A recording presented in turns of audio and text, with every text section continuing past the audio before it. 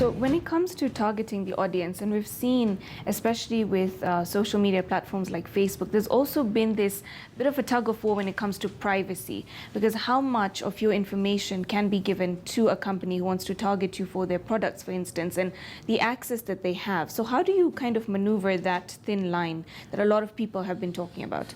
I think there are two parts to this, right? One is privacy in terms of who you are as an individual. Okay, so you are an individual with a name. There's a lot more information about you, personal information. Okay, it's not. We don't want that personal information. All we want is to profile you. So we'll profile you as a target between the ages of X and Y. Whether you're a male or a female, your likes are this or your dislikes are this, right? So it's more generally profiling you. Okay, that's the sort of data that we want. We don't want data about your individual person as you as a person, right? We don't want to know your date of birth. We don't want to know, those more specific personal information. And I think this is what I think there's a lot of confusion about, right? Globally, not only here. So it's more about the IP that you are. Who is the IP that is communicating, right, all the time, and therefore we can then profile you, and then we direct messaging as to that IP as being an individual. So you think there's some disconnect in understanding between the line of privacy, personal, and just profiling you as a general individual in this category? Absolutely. I think this is where the big arguments are now taking place globally, right? Facebook is saying that we're not sharing personal data about the individual. What we're sharing is personal profile about that IP of that particular phone, laptop that you're using. Okay. So that the messaging can be a lot more targeting, which is probably also not bad for the consumer. Put it this way, right? If you are interested in going for a holiday, hypothetically, right? The minute you start Googling holidays, the next thing you will see is that the ads that are served to you are holiday destinations, right? Yes. Okay. So that is called programmatic media. So what is happening is that the search engine in Google has identified you that you're now looking for a holiday.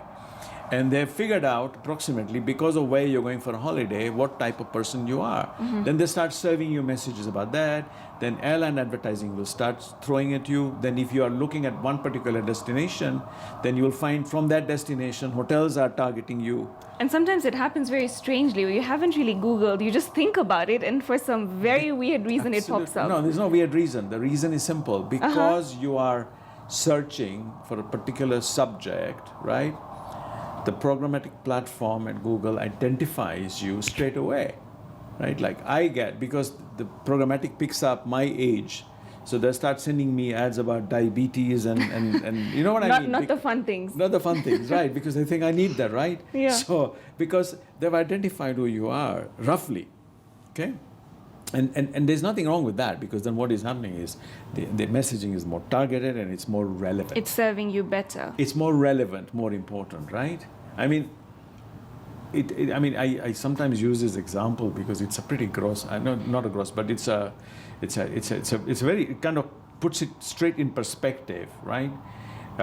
There's no point sending messages on sanitary products to men, right? So it's targeted pretty much.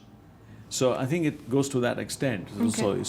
And I think there is, and also remember one other thing is that advertising gets more and more expensive, right? Therefore, clients want it to be more and more targeted. They want better ROI, right? For every dollar they spend, they want better return. Yes. What we were doing in the old days was we were blitzing advertising.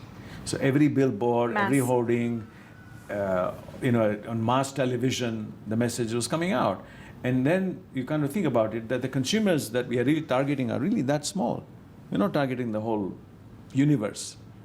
So it's served its purpose, it's streamlined it as well. But let's move closer to home, of course. And you set up Scangroup, I believe, in the 1980s. And, we've seen it evolve. And very recently, the board also approved the sale of some of the assets in East and West Africa. So tell me more about this development. Okay, so I think what you're referring to is the Qatar transaction, which we took over about 18 months ago.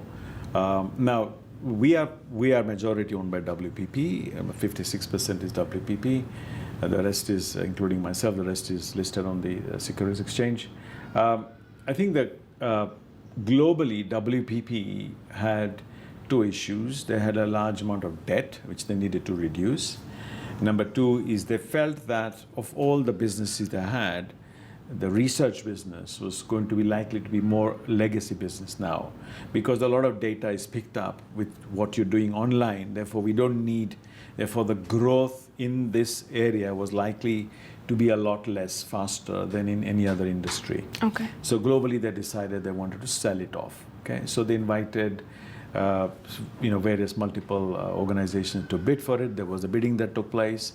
They found a suitor, and they've sold 60% of the business globally, which meant that they created a special SPV to take on the entire Kantar business into one SPV. Then that SPV 60% gets diluted, and Bain Capital takes the 60%, and WPP globally remains 40% shareholder. That means we have to now to sell the business, right? So we already sold the business, sold as in we've signed all that paperwork, all the SPAs have been signed. We're now waiting for approvals. We need shareholders' approval, which will probably be sometime in the end of January. We've already made an announcement in the media of this transaction. We're then waiting for certain other regulatory approvals from some of the countries where we operate.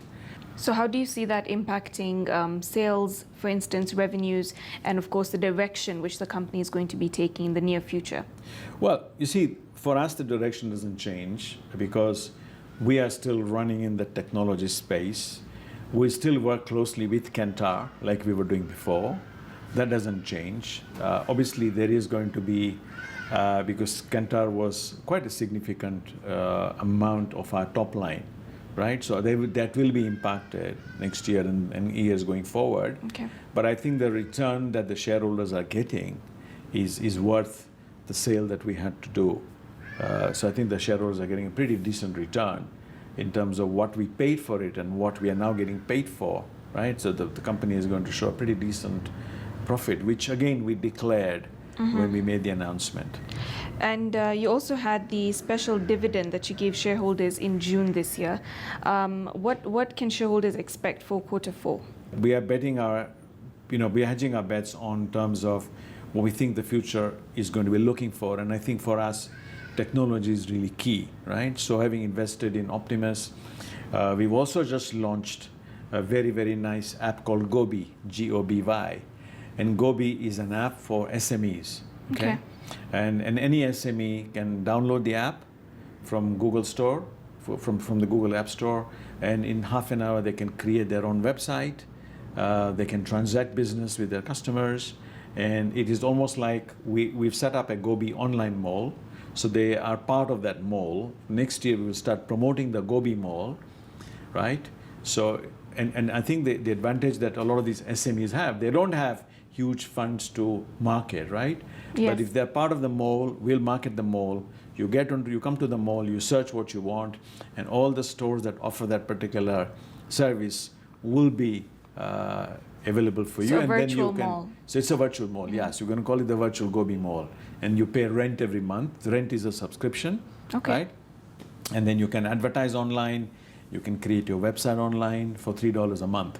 So it's a pretty inexpensive way of marketing. So if somebody's making cakes, somebody is bringing in shirts, they want to sell that as a side hustle. You know, Kenyans do a lot of side hustle, right? So this really helps anyone who's doing a side hustle to download this app. Majority of the businesses in Kenya currently come under the MSME sector as it is. Right. So it's interesting. But even as we wrap up, you know, a lot of people have had this sort of, I wouldn't say entirely negative, but a very frustrated perspective when it comes to the economy and the slump that we're facing right now. So just your comments on that and how you think the near future, even 2020, is going to be for the economy picking up and the flow of money and the flow of businesses actually getting to a higher point.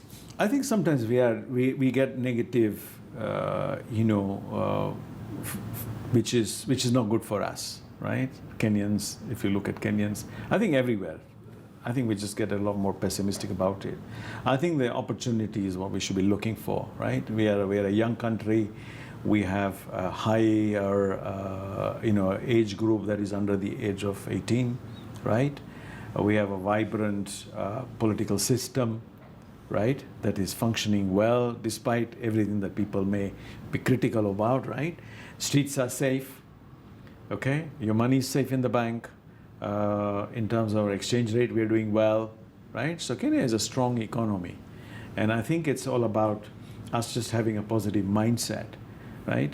And I think developing countries will continue to grow. When you kind of think about the developed countries, where there is negative growth, if you look at countries like Germany, they're going into recession, right? I mean, people there need to be worried. Okay, we don't need to be worried in that respect, in my view. I mean, I think the challenges are always there, wherever you operate. There's not a single country in the world that doesn't have challenges. There's no utopic idea. Yeah, there's nobody. There's no ideal scenario anywhere, right? I think it's just a mindset, and so I'm despite everything else, I'm very optimistic, and I think technology is really what is changing everybody, right? I mean, look at the example I'm giving you now.